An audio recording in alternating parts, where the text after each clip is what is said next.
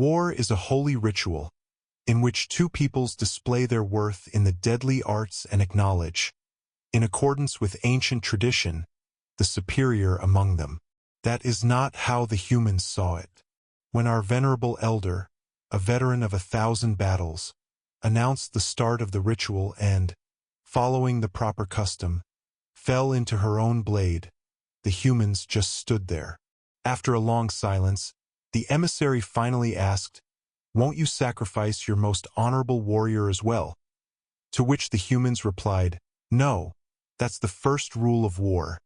Don't die. That's the enemy's job." The insult only made us more adamant in showing those barbarians their place in the galaxy. We set a place and date for battle, properly informing the humans who, being humans, filled every light year of the way with trillions upon trillions of minds. Once the human ambassador was summoned to explain, she stated, "We are simply following the first rule of war. Know where your enemy lives and drop by for a visit." We soon understood the full meaning of her words.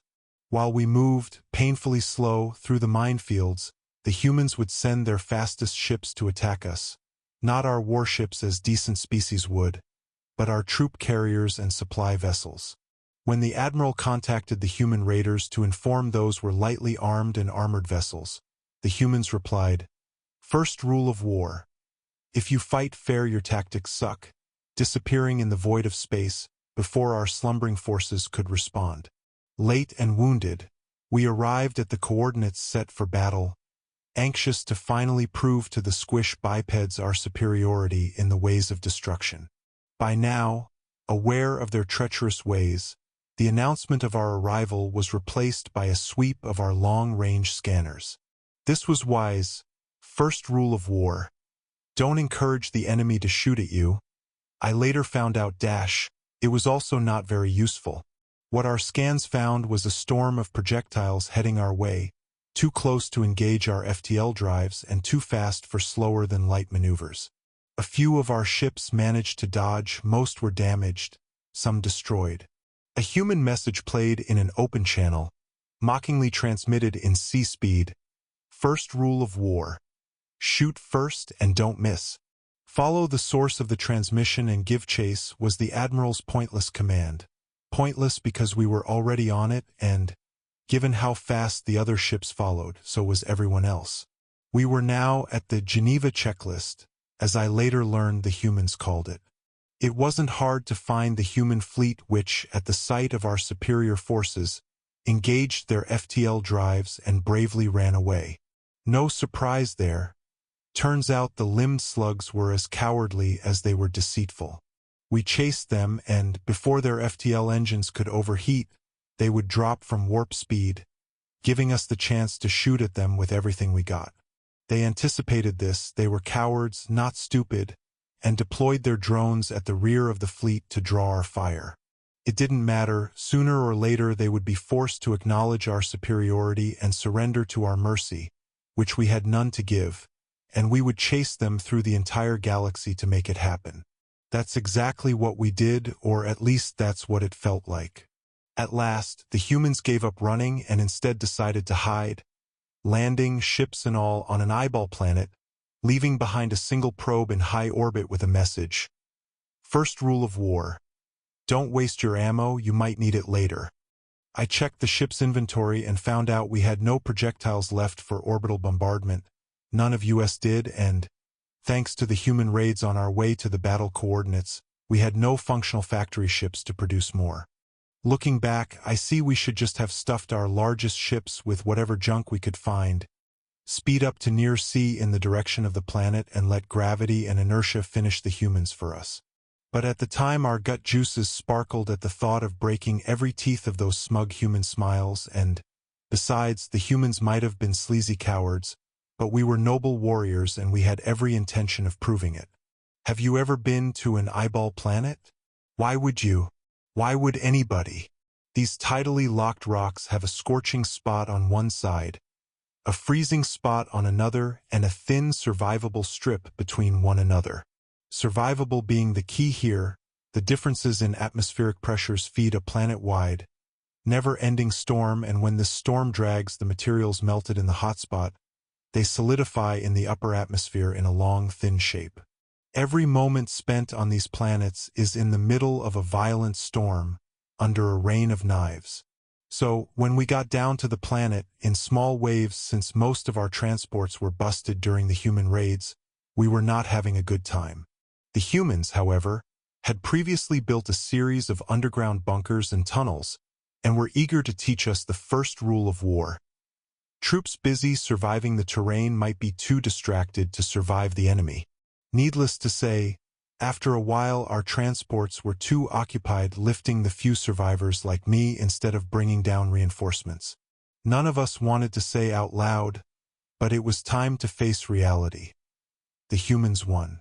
Our admiral transmitted terms of surrender, acknowledging human superiority, yes, it pains me to say it even now, and informing we would fly home to report our defeat to the Council. The response was pretty, well, human. Their entire fleet flew out of the atmosphere, guns blazing, destroying everything that came into their aim. The Admiral repeated the message over and over, till the humans finally responded, "First rule of war. Kick a man when he's down. It's the best time if you want to win." Now, you might say we lost a third of our fleet that day. I'd say we saved 2/3. We were low on ammo, low on fuel, demoralized, and facing an enemy whose plan was going perfectly. Later I would find out that, according to human tradition, wars are fought with as many battles as possible. A fleet loses, retreats, repairs, resupplies, goes into the next battle, and repeats the process until someone no longer has a fleet. Crazy, right? No wonder they have developed such methods. To them it's not a matter of honor. It's a matter of survival. But at the time they didn't know our ways and we didn't know theirs. Every member of every one of our systems was furious with the humans, so none objected when we marched to the human embassy and shot everything standing on 2 limbs. This was a mistake. While no one was exactly happy with the humans, we were the ones who started the war. We were the ones who committed to the ancient traditions, and now we had shown the galaxy we were willing to break the laws of hospitality if things didn't go our way. All Xenos cut ties with our people. Most were content on ceasing trade, research collaboration, rescinding rights of flight. Some joined the humans in the war, and we learned not to break the first rule of war. Avoid recruiting for the enemy. The following cycles did not go well for us at all. We had never prepared for this kind of conflict, where you need to take your beaten soldiers and send them back to fight, in a fraction of the time necessary to do so. Turns out the first rule of war is, train the way you fight, because you fight the way you're trained. Things got desperate enough we started bribing our sleaziest neighbors into joining the war, one of which accepted under our promise of supplying rare materials they didn't have in their systems. Only thing was, they never had a war fleet worthy of being called that, so we had to rush in building as many ships as we could to provide them, which they happily accepted and took to fight with the humans, who promised them the very systems of ours where the rare minerals were mined. We then learned the first rule of war. Never hand someone a gun unless you know where they'll aim at? Or was it, the persuasiveness of your argument is proportional to your firepower? I don't really recall. Never pick a fight with someone bigger than you, or even the same size if you can help it. This first rule of war the humans didn't teach us, we already knew. Surrounded, outnumbered and outmatched in every conceivable way, we surrendered to the humans unconditionally. What followed wasn't so bad, all things considered. A few of our systems were given to the human allies. They didn't take any systems for themselves, but demanded resources necessary to replenish battle loses, which we should finish providing in this or the next cycle. The elders of the council were forced to retire, but were not taken to Terra to be paraded before their members, as they would in the old ways. Our systems were occupied, of course, but the humans seem more concerned in making us capable of buying the things they offer than anything else. And, of course, they even started rebuilding our fleet. That's how I ended up here at the Academy, because while the old ways served us for many generations, there is no denying the way of the humans works. And funnily enough, these times are more peaceful now the galaxy saw what happens when war is fought in human terms.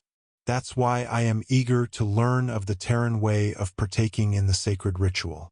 That's interesting, but it doesn't answer my question. Why do you keep those stretchy biosynth layers over your claws? Oh, right. That's the second rule of war. Always have a pair of socks at hand.